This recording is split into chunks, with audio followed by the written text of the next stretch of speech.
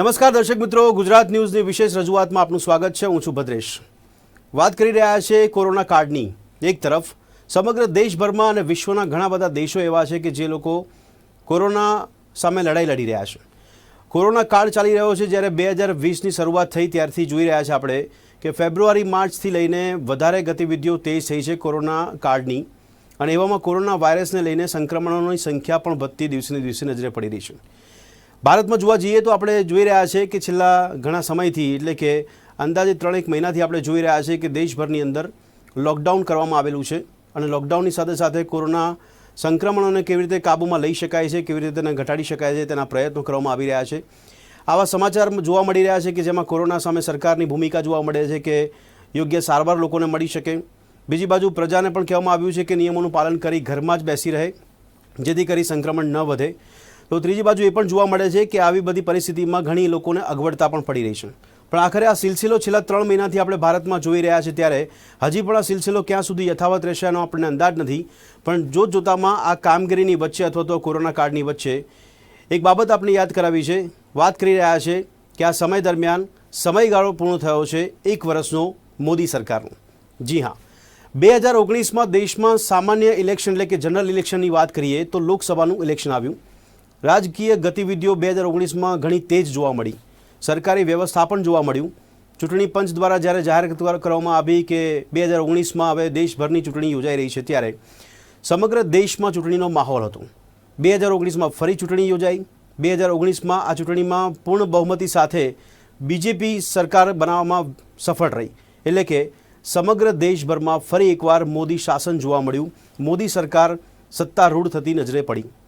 આ જ મોદી સરકારનું બીજા કાર્યકાળનું 1 વર્ષ પૂર્ણ થયું છે, અને અત્યારે કોરોના કાળની વચ્ચે આપણે ચર્ચા કરી રહ્યા છીએ કે 1 વર્ષનો સમયગાળો જ્યારે મોદી સરકારનો પૂર્ણ થયો છે, ત્યારે 1 વર્ષની કાર્યકાળની વાત કરવામાં આવે તો જેવું 2019માં મોદી સરકાર બીજા કાર્યકાળનો ભાર સંભાળવાનું શરૂઆત કરી, સુકાન સંભાળ્યું, ત્યારબાદથી લઈને જે પણ સત્રો મળ્યા છે એ સંસદની અંદર, એ સત્રની અંદર મસ્ત મોટા નિર્ણય લેવામાં આવ્યા છે। બીજેપી સરકાર દ્વારા કહેવામાં આવી રહ્યું છે પ્રમાણે કે એક એજન્ડાના ભાગરૂપે ઘણા એવા વિષયો હતા, ઘણા એવા નિર્ણયો હતા કે જે લેવાના 2019 પહેલાં બાકી હતા, અને આખરે 2019માં સત્તારૂઢ થયા બાદ બીજા કાર્યકાળમાં મોદી સરકાર દ્વારા આ નિર્ણયો લેવામાં આવ્યા, જેને મહાનિર્ણય તરીકે જોવામાં આવી રહ્યા છે। તો ઘણા વિવાદો પણ આ નિર્ણયો સાથે જોડાયેલા છે। આજે વાત કરી રહ્યા છે આપણે મોદી 2.0.1ની, એટલે કે મોદી સરકારનું બીજા કાર્યકાળમાં 1 વર્ષ પૂર્ણ થયાને તેને લઈને 2019માં દેશની સામાન્ય ચૂંટણીનું આયોજન કરવામાં આવ્યું હોય, અને ત્યારબાદ બીજી વખત મોદી સરકાર શાસનમાં જોવા મળી। સત્તાનું સુકાન સંભાળતા ફરી એકવાર ભાજપ સરકાર જોવા મળી કે જેના દ્વારા 2019માં ફરીથી સત્તા સંભાળીને ચાલુ વર્ષે મોદી સરકાર દ્વારા ઘણા નિર્ણયો લેવામાં આવ્યા, જે ઐતિહાસિક છે। આ નિર્ણયોમાં કલમ 370, ટ્રિપલ તલાક, નવા મોટર વાહન કાયદા જેવા નિર્ણયોનો સમાવેશ થાય છે। ચાલો જાણીએ મોદી સરકારના બીજા કાર્યકાળમાં 1 વર્ષની અંદર લેવામાં આવેલા 9 મોટા નિર્ણયો પર। 2019માં સત્તારૂઢ થયા બાદ મોદી સરકાર દ્વારા એવા મહાન નિર્ણય લેવામાં આવ્યા છે કે જેમાં જોવા મળી રહ્યું છે આપણને કે ટ્રિપલ તલાકની વાત હોય કે પછી જમ્મુ કાશ્મીર માટે 370ની વાત હોય કે 370 કલમ રદ કરો, 35 એ પણ રદ કરવામાં આવી હોય, તો સાથે સાથે જોવા મળ્યું CAAનો પણ મુદ્દો, અને આખરે એવા અનેકો નિર્ણય પણ લેવામાં આવ્યા છે। જ્યારે સત્ર મળ્યું હતું ત્યારે સૌથી મહત્ત્વના કે સૌથી મોટા નિર્ણય જે છે એ 2019ના વર્ષમાં જ પૂર્ણ થતાં પહેલાં સત્રમાં લેવામાં આવ્યા હતા। રાજ્યસભા અને લોકસભા સંસદ મળ્યું હોય, અને રાજ્યસભા અને લોકસભામાં પણ પૂર્ણ બહુમતીના આધાર પર મોદી સરકાર દ્વારા જે એજન્ડાના ભાગરૂપે કે પછી જે વચન કરવામાં આવ્યા હતા એ વચનના ભાગરૂપે પણ ઘણા બિલો પાસ કરવામાં આવ્યા। આમાં એવા મહત્ત્વના નિર્ણય લેવામાં આવ્યા કે જેની પર ઇતિહાસ ક્યાંક બદલાયેલો પણ જોવા મળ્યો, નવો ઇતિહાસ લખાતો જોવા મળ્યો। તો ઘણા એવા નિર્ણય લેવામાં આવ્યા કે જે વિવાદાસ્પદ રહ્યા છે, જેમાં 370ની કલમ હોય જમ્મુ કાશ્મીર અતિ મહત્ત્વનો નિર્ણય માનવામાં આવે છે। વર્ષો જૂનું 370ની કલમ જ્યારે જમ્મુ કાશ્મીરમાં લદાયેલી હોય તેને રદ કરવામાં આવી। તો બીજી બાજુ જોવા મળી રહ્યું છે નાગરિક સુધારણા બિલ એટલે કે CAAનો મુદ્દો, અને સાથે સાથે CAAની સાથે વાત કરીએ તો આતંકવાદને લઈને પણ જે સુધારા કરવાનું જે બિલ પસાર કરવામાં આવ્યું તે પણ જોવા મળ્યું। તો સાથે ટ્રિપલ તલાક પણ જોવા મળ્યું। અનેક વિષય રાજકીય બાબતથી પ્રેરિત પણ જોવા મળ્યા છે કે જેને રાજકીય આક્ષેપબાજી કરવામાં આવ્યા અને તેમ છતાં પણ આ રાજકીય આક્ષેપ હોય, રાજકીય વિરોધ હોય કે જેની વચ્ચે પણ આ નિર્ણય લેવામાં આવ્યા અને બિલ પાસ કરવામાં આવ્યા. આજે મોદી સરકારના 1 વર્ષ પૂર્ણ થવાના સમયગાળા પર ચર્ચા કરી રહ્યા છે, ત્યારે સ્વાભાવિકપણે કોરોના કાળમાં પણ બીજેપી દ્વારા 1 વર્ષ પૂર્ણ થવાનો જે સમયગાળો છે તેને પણ ઉજવણી કરવામાં આવશે. પણ જાણવા મળી રહ્યું છે તે મુજબ કે વર્ચ્યુઅલ રેલીઓ દ્વારા પણ આની ઉજવણી થઈ શકે આવા સમયની અંદર પણ. ત્યારે આજે અમે આપની સમક્ષ ચર્ચા કરી રહ્યા છીએ, ત્યારે રજૂઆત કરી રહ્યા છે કે મોદી સરકારના બીજા કાર્યકાળના 1 વર્ષ પૂર્ણ થયું, ત્યારે 1 વર્ષના સમયગાળામાં જેટલા મહત્ત્વના નિર્ણય લેવામાં આવ્યા છે તેની પર એક નજર કરવા માટે અમે આપને જણાવી રહ્યા છીએ કે કયા કયા મુખ્ય નિર્ણય હતા કે જે સૌથી વધારે વિવાદાસ્પદ પણ રહ્યા છે. વાત કરી રહ્યા છીએ આપણે એવા મોટા નિર્ણયો, તો સાથે સાથે એવા અનેક નિર્ણય પણ લેવામાં આવ્યા જે વ્યવસ્થાના ભાગરૂપે પણ જોવા મળે છે. જે પછી નવા ટ્રાફિકના નિયમોની વાત હોય, ફાસ્ટેગની વાત કરવામાં આવે કે પછી આતંકવાદને લઈને સુધારો કરવામાં આવ્યો હોય, આ પ્રકારના પણ બિલો પાસ કરવામાં આવ્યા રાજ્યસભા અને લોકસભામાં. આવો એક નજર કરીએ મોદી સરકારના 1 વર્ષના સમયગાળામાં કયા પ્રકારના નિર્ણયો લેવામાં આવ્યા અને કયા પ્રકારની કામગીરી કરવામાં આવી. જમ્મુ કાશ્મીરમાંથી કલમ 370 અને 35A રદ કરવામાં આવી. ભાજપ સરકારના એજન્ડામાં જમ્મુ કાશ્મીરમાંથી કલમ 370 અને 35A રદ કરવાની યોજના હતી. આ રદ કરવા માટે કેટલીક ચર્ચાઓ ચાલતી હતી. અચાનક જ 5 ઓગસ્ટના રોજ દુનિયાને ખબર પડી કે જમ્મુ કાશ્મીરમાંથી 370 અને 35A નાબૂદ કરવામાં આવી છે. સાથે કેન્દ્રએ જમ્મુ કાશ્મીર અને લદ્દાખના રૂપમાં 2 નવા કેન્દ્રશાસિત પ્રદેશોને જન્મ આપ્યો. જમ્મુ કાશ્મીરમાંથી 370-35A રદ થઈ. 370 કલમનો ઇતિહાસ. જમ્મુ કાશ્મીર ભારતનું રાજ્ય હોવા છતાં અલગ દેશ હોય એવા ઘણા હકો ભોગવે છે. ત્યારે આખા દેશમાં જ્યારે સમાનતાની વાત ચાલતી હોય ત્યારે કોઈ એક રાજ્યને વિશેષાધિકાર મળે એ બીજા રાજ્યોને ન ગમે એ સ્વાભાવિક છે. પરંતુ કાશ્મીરને અનેક વિશેષાધિકારો મળવાનું કારણ છે કલમ 370. વર્ષ 1948માં જ પાકિસ્તાને કાશ્મીરને પોતાનામાં ભેળવી દેવા હુમલો કર્યો. એ વખતે ભારત સરકારે હરિસિંહના કાશ્મીરને મદદ કરતા તેમણે કાશ્મીરને ભારત સાથે ભેળવી દીધું. ત્યારબાદ વડાપ્રધાન જવાહરલાલ નહેરુના કાશ્મીર મુદ્દે સલાહકાર અને મિત્ર શેખ અબ્દુલ્લાએ જમ્મુ કાશ્મીર બેઠું થઈ ભારત સાથે કદમ મિલાવી શકે એ માટે અહીં કલમ 370 દાખલ કરવાની ભલામણ કરી હતી.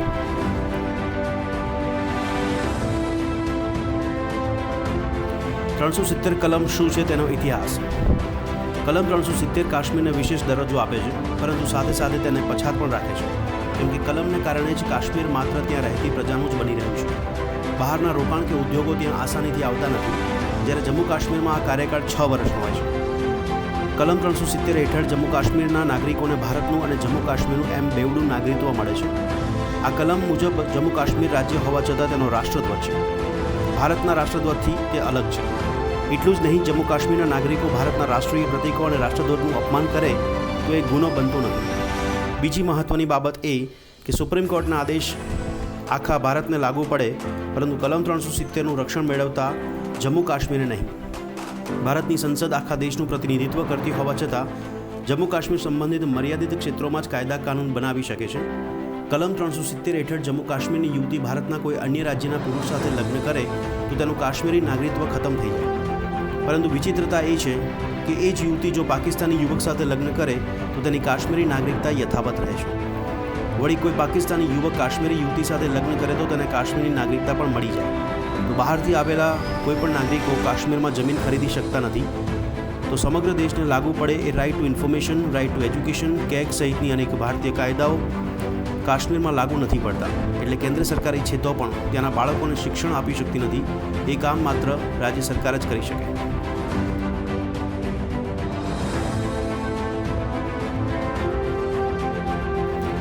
જમ્મુ કાશ્મીરમાં 370 કલમ રદ કરવા માટેનો તખ્તો તૈયાર થયો.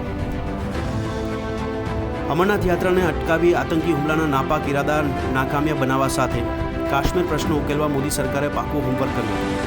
શુક્રવારે બપોરે જમ્મુ કાશ્મીરમાં બપોરની નમાઝ બાદ એકાએક સુરક્ષા દળોના સિનિયર અધિકારીઓએ સંયુક્ત પત્રકાર પરિષદ યોજીને અમરનાથ યાત્રા પર આતંકી હુમલો થવાનો છે તેવી દહેશત વ્યક્ત કરી સમગ્ર જમ્મુ કાશ્મીરમાંથી તમામ પ્રવાસીઓ અને યાત્રાળુઓને વતન ભેગા થવાની સલાહ આપી. સરહદ પારથી આતંકવાદીઓ અમરનાથ યાત્રાના રૂટ સહિત અનેક વ્યૂહાત્મક સ્થળોએ પહોંચી ગયા હોવાની ગુપ્તચર માહિતી પ્રાપ્ત થઈ હતી. એટલું જ નહીં, પાકિસ્તાની બનાવટના બોમ્બ, લેન્ડમાઇન્સ તથા અમેરિકી સ્નાઇપર રાઇફલ જેવા અત્યાધુનિક હથિયાર ઝડપાતા મોદી સરકારે તાત્કાલિક ઉપરોક્ત નિર્ણય કર્યો.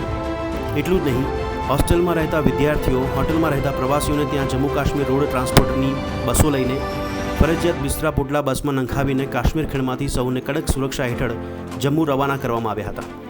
આ કવાયત કરતાં પહેલાં સરકારે ગત સપ્તાહની શરૂઆતમાં 10,000 જેટલા જવાનોને કાશ્મીર ઘાટીમાં તૈનાત કર્યા હતા.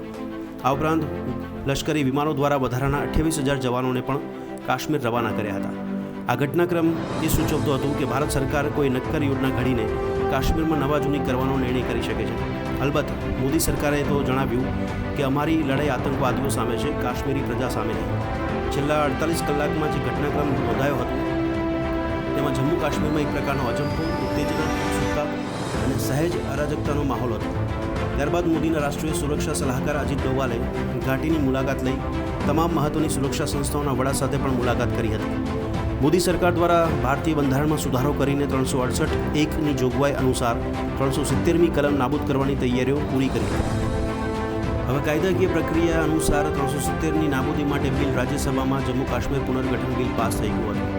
પક્ષમાં 125 વોટ અને વિરોધમાં 61 વોટ પડ્યા હતા. એક સભ્ય ગેરહાજર હતા. આ પહેલા સંસદની કાર્યવાહીમાં જમ્મુ કાશ્મીરનો મુદ્દો ગરમાયો હતો. જમ્મુ કાશ્મીર પુનર્ગઠન બિલ લોકસભામાં પાસ થયો. બિલની તરફેણમાં 370 અને વિરોધમાં 70 વોટ પડ્યા હતા. વડાપ્રધાન નરેન્દ્ર મોદીએ બિલને પસાર કરાવવા બદલ ગૃહમંત્રી અમિત શાહને અભિનંદન પાઠવ્યા હતા. આ સિવાય તેમણે રાજ્યસભા તથા લોકસભાની કાર્યવાહીને સારી રીતે ચલાવવા બદલ વેંકૈયા નાયડુ અને ઓમ બિરલાનો આભાર માન્યો હતો. જમ્મુ કાશ્મીર પુનર્ગઠન બિલને મંજૂરી પહેલાં હોમ મિનિસ્ટર અમિત શાહે જણાવ્યું હતું કે આવનારા દિવસોમાં જો સ્થિતિ સુધરશે તો જમ્મુ કાશ્મીરને ફરી પૂર્ણ રાજ્ય બનાવવામાં આવશે.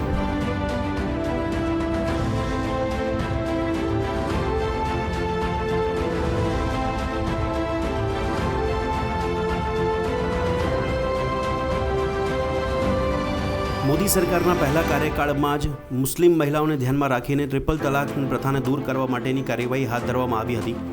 પરંતુ જે તે સમયે સંખ્યાબળ ન હોવાને કારણે અને વિરોધ પ્રદર્શનને કારણે તે સમયે આ પ્રથા નાબૂદ કરવાનું બિલ પાસ થયું ન હતું. આખરે મોદી સરકાર બીજા કાર્યકાળમાં જોવા મળી. 2019ની ચૂંટણી જીત્યા બાદ મોદી સરકાર દ્વારા 26 જુલાઈ 2019ના રોજ સંસદે મુસ્લિમ મહિલા મેરેજ રાઇટ્સ પ્રોટેક્શન બિલ 2019 પસાર કર્યું અને ટ્રિપલ તલાક પ્રથાને કાયદાકીય રીતે ગુનો બનાવી દીધો. 3 વખત તલાક બોલીને કે SMS કે પછી ઈમેલ મોકલીને લગ્ન તોડવા બદલ 3 વર્ષ સુધીની જેલની સજાની જોગવાઈ કરવામાં આવી.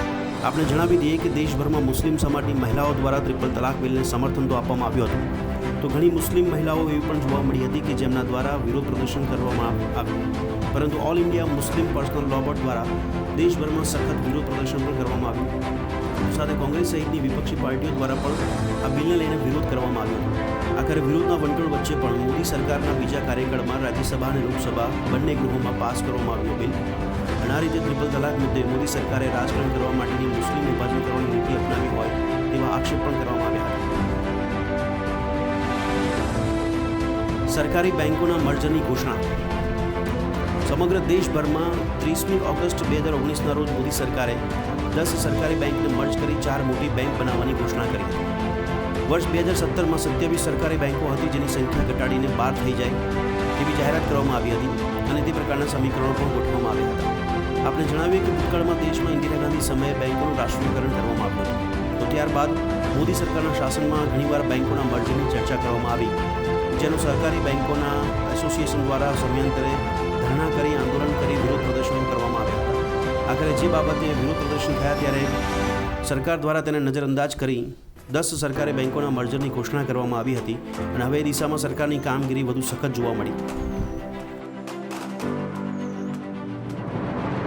વર્ષોથી દેશભરમાં વાહન અધિનિયમ કાયદો લાગુ કરવામાં આવેલ છે, જે કાયદાને અનુસરીને દેશની પ્રજા ટ્રાફિકના નિયમોનું પાલન કરે અને ટ્રાફિક હળવો થાય, ટ્રાફિકની સમસ્યા ન ઉપજે તેના માટે ખાસ તકેદારી રાખવામાં આવતી હોય છે, જેની અમલવારી કરવા માટે આ કાયદો વર્ષો જૂનો જોવા મળી રહ્યો છે. મોદી સરકારના બીજા કાર્યકાળમાં 5મી ઓગસ્ટ 2019ના રોજ સંસદના બંને ગૃહોની મંજૂરી પછી નવો મોટર વાહન અધિનિયમ લાગુ કરવામાં આવ્યો, જે નિયમ 1 સપ્ટેમ્બર 2019ના રોજ નવા કાયદાના સ્વરૂપમાં અમલમાં આવ્યો. આખરે ટ્રાફિકના નિયમોને તોડવા બદલ દંડની રકમમાં તેમાં વધારો પણ કરવામાં આવ્યો. દંડની રકમમાં 10 ગણો વધારો નોંધવામાં આવ્યો, તો સાથે સજાની અવધિમાં પણ વધારો કરવામાં આવ્યો. નવો મોટર વાહન અધિનિયમ પણ લાગુ કરવાની વાત કરવામાં આવી ત્યારથી રાજ્ય સરકારો દ્વારા પણ ઘણી અવઢવ જોવા મળી હતી.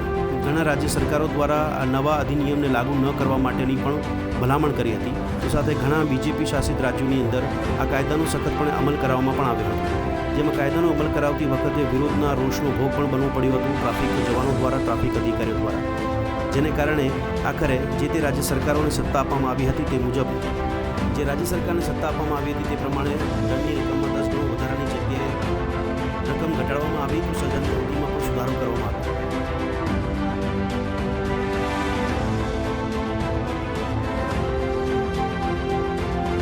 આતંકવાદ વિરુદ્ધ યુએપી એક્ટમાં સુધારો. યુએપી એટલે કે ગેરકાયદેસર પ્રવૃત્તિનું નિવારણ સુધારો બિલ લોકસભા અને રાજ્યસભામાં 2 ઓગસ્ટે પસાર કરવામાં આવ્યો. નવો કાયદો અમલમાં આવ્યો. કેન્દ્ર સરકારે આતંક વિરુદ્ધના યુદ્ધમાં આ એક મોટું પગલું ભર્યું છે. ત્યારે આ કાયદા મુજબ શંકાસ્પદ વ્યક્તિને આતંકવાદી જાહેર કરી શકાશે તેવી જોગવાઈ કરવામાં આવી છે. આ યુએપીએ બિલમાં સુધારો કરવાને લઈને પણ દેશના ઘણા બુદ્ધિજીવીઓ તો સાથે સાથે ઘણા રાજકીય નેતાઓ દ્વારા પણ આ સુધારાને નકારાત્મક બાબત માનવામાં આવી હતી અને આખરે આ સુધારાને કારણે પણ રાજકીય આક્ષેપો પણ જોવા મળ્યા હતા.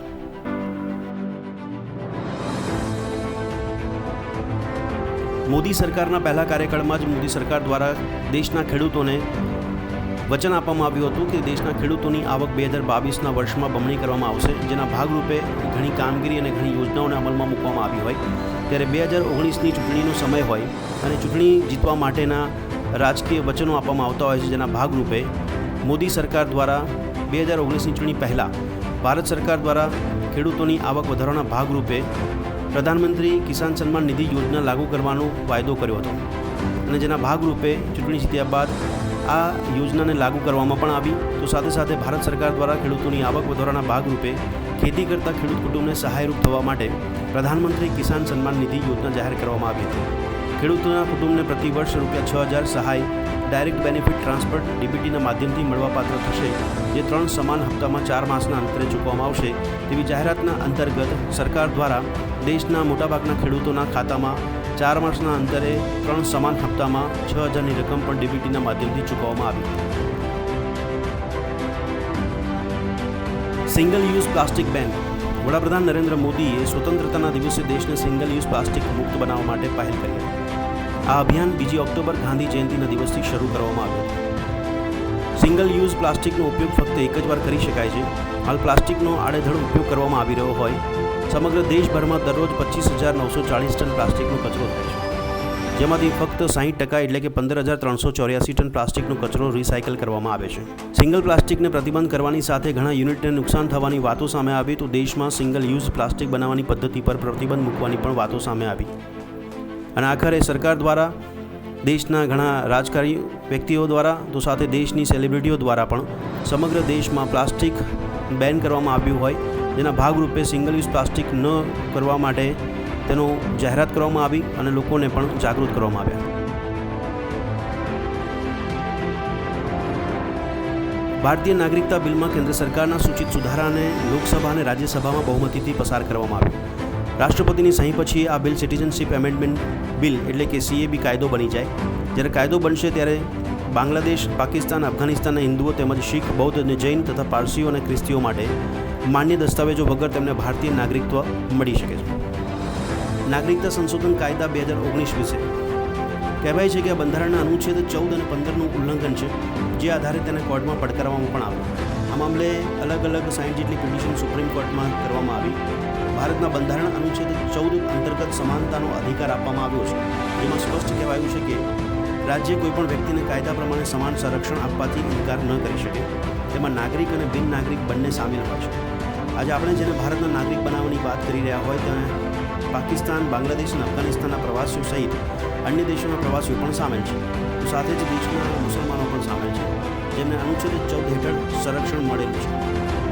સિટીઝનશીપ એમેન્ડમેન્ટ બિલ 2019ની જોગવાઈ મુજબ પાકિસ્તાન, બાંગ્લાદેશ કે અફઘાનિસ્તાનથી આવીને ભારતમાં વસેલા શરણાર્થીઓ, જેમાં હિન્દુ, શીખ, બૌદ્ધ, જૈન, પારસી તથા ખ્રિસ્તી સમુદાયના લોકોને ભારતનું નાગરિકત્વ મળશે, પરંતુ મુસ્લિમોને નહીં મળે.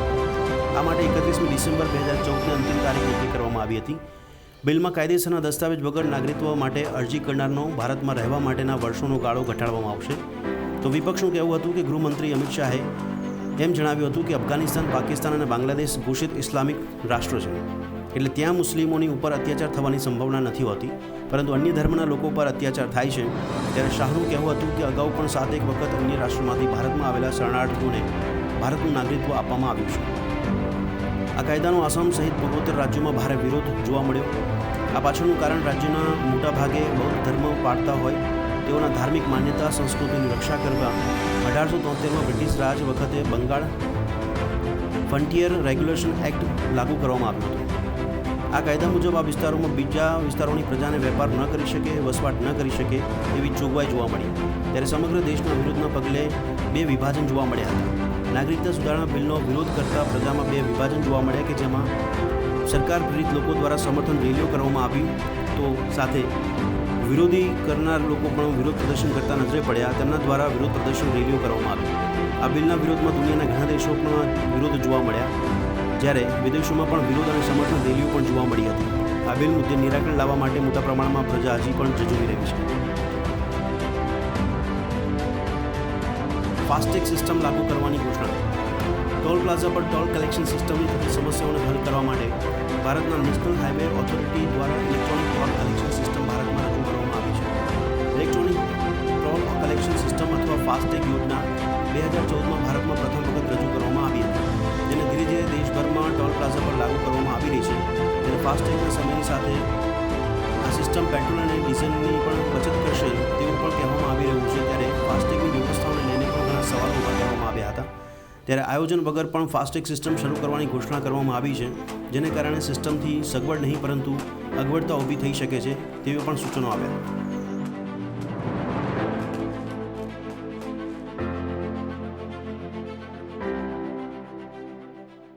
તો જોયું આપે કે 2019નું વર્ષ પૂર્ણ થતા હોય ત્યારે સમય દરમિયાન જ ઘણા બધા નિર્ણયો લેવામાં આવ્યા મોદી સરકારના બીજા કાર્યકાળમાં, જેમાં જમ્મુ કાશ્મીરમાં 370-35 રદ કરવાની વાત કરવામાં આવી હોય કે સાથે સાથે ટ્રિપલ તલાકનો મુદ્દો છે કે જેમાં પણ બિલ પાસ કરવામાં આવ્યું. ઘણા વિવાદાસ્પદ બાબત જોવા મળી અને ઘણો વિરોધ પણ જોવા મળ્યો. તો સાથે સાથે 2019નું વર્ષ પૂર્ણ થવાના આરે હોય, 2020ની શરૂઆત હોય એવા સમયગાળા દરમિયાન CAA એટલે કે નાગરિક સુધારણા બિલ પણ પાસ કરવામાં આવ્યું હતું, જેને લઈને સમગ્ર દેશભરમાં જબરદસ્ત વિરોધ જોવા મળ્યો હતો.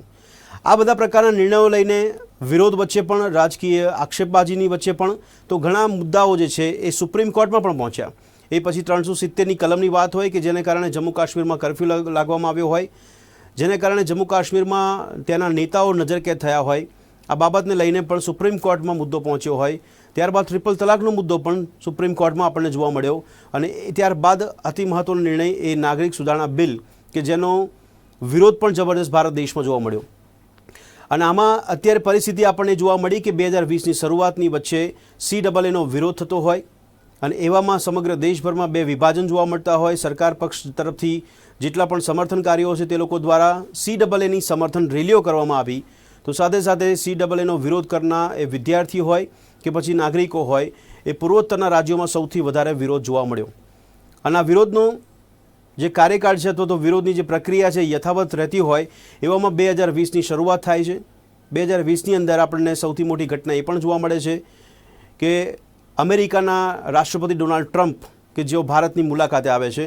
ફેબ્રુઆરી મહિનામાં ભારતની મુલાકાતે તેઓ પહોંચે છે અને ફેબ્રુઆરી મહિનામાં તેઓ અમદાવાદની મુલાકાત લે છે. આ એક બહુ મોટો પ્રસંગ જોવા મળ્યો કે જ્યારે ડોનાલ્ડ ટ્રમ્પ અમદાવાદની મુલાકાતે પહોંચ્યા હોય અને ત્યારબાદ ફેબ્રુઆરી-માર્ચ મહિનો જ્યારે જોવા મળે છે ત્યારે ફેબ્રુઆરીમાં કાર્યક્રમ પૂર્ણ થાય છે. બીજી બાજુ એક તરફ મધ્યપ્રદેશમાં સરકાર જે છે એ સરકાર તૂટતી નજરે પડતી હોય, બીજી બાજુ દિલ્હીનું ઇલેક્શન જોવા મળ્યું. આ દિલ્હીની ચૂંટણી પણ આપણને જોવા મળી હતી 2020માં અને દિલ્હીની ચૂંટણીમાં પણ આપણને ઘણા રાજકીય આક્ષેપોબાજી સાથે પણ ત્યાં સરકાર બનાવતા જોવા મળે અરવિંદ કેજરીવાલ. હવે વાત થઈ રહી છે કે જ્યારે માર્ચ મહિનાની શરૂઆત થાય છે ત્યારે માર્ચ મહિનામાં ખ્યાલ આવે છે કે ભારત માટે પણ હવે કોરોના એ મોટી મહામારી છે. WHOના માર્ગદર્શન હેઠળ જ્યારે કહેવામાં આવ્યું ત્યારથી લઈને મોદી સરકાર વધારે સક્રિય થઈ અને હવે જોવા મળી રહ્યું છે આપણને કે મોદી સરકાર જોતરાઈ છે કોરોના સામેની લડાઈ માટે. અને છેલ્લા માર્ચ મહિનાથી આપણે જોઈ રહ્યા છીએ કે દેશભરની અંદર 4 તબક્કા હોય કે 5 તબક્કા હોય કે 6 તબક્કામાં આ તબક્કા પ્રમાણે લોકડાઉન કરવામાં આવ્યું છે, જેમાં લોકડાઉનની અંદર શરૂઆતમાં વડાપ્રધાન નરેન્દ્ર મોદી દ્વારા જ્યારે શરૂઆત કરવામાં આવી હતી લોકડાઉનની ત્યારબાદથી લઈને તબક્કાવાર જે જાહેરાત કરવામાં આવી તેમાં ઘણી વખત તબક્કાઓમાં રાજ્ય સરકારોને છૂટછાટ આપવામાં આવી અને જેને કારણે રાજ્ય સરકારો દ્વારા પણ લોકડાઉનમાં ઘણી રાહતો આપવામાં આવી. તો ખેર, આ કોરોના કાળની વચ્ચે અત્યારે મોદી સરકારને જ્યારે 1 વર્ષ પૂર્ણ થયું છે ત્યારે અમે આપને બતાવ્યું કે મોદી સરકાર દ્વારા બીજા કાર્યકાળમાં 1 વર્ષમાં કયા કયા મહત્ત્વના નિર્ણય લેવામાં આવ્યા કે જેની અંદર હજી પણ કોરોના કાળ પૂર્ણ થશે ત્યારબાદ ઘણા એવા વિષય છે, મુદ્દા છે, નિર્ણય છે કે જેની પર પ્રજા ઘણી મોટા પ્રમાણમાં કે જેઓ નિરાકરણ ઈચ્છી રહ્યા છે, કારણ કે એ લોકોનો વિરોધ પણ છે કે આ ખોટા પ્રકારના નિર્ણયો લેવામાં આવ્યા છે અથવા તો ખોટી નીતિઓ બનાવવામાં આવી છે. અને આવી પરિસ્થિતિમાં હવે જોવું રહ્યું કે આગામી સમયમાં કોરોના કાળમાંથી આપણે કેવી રીતે બહાર નીકળી શકીએ છીએ, તો સાથે સાથે દેશની આર્થિક સ્થિતિ પણ કેવી રીતે સુધરે છે અને આવા જે નિર્ણયો લેવામાં આવ્યા હતા એ નિર્ણયોને લઈને પણ કેવો લોકોનો સૂર અને મિજાજ જોવા મળશે તે પણ જોવું રહ્યું આગામી સમયમાં. તો દર્શક મિત્રો, આ હતી મોદી સરકારના બીજા કાર્યકાળના પહેલા વર્ષની જે કામગીરી છે તેને લઈને અમારું આ આંકલન, એટલે કે મોદી 2.0.1 જે કહેવામાં આવી રહ્યું છે કે સરકારનું 1 વર્ષ પૂર્ણ થયું છે અને 1 વર્ષમાં લેવામાં આવેલા નિર્ણયો કે પછી કામગીરી. ફરી મળીશું એક નવી વિશેષ રજૂઆત સાથે. ત્યાં સુધી રજા આપશો. નમસ્કાર.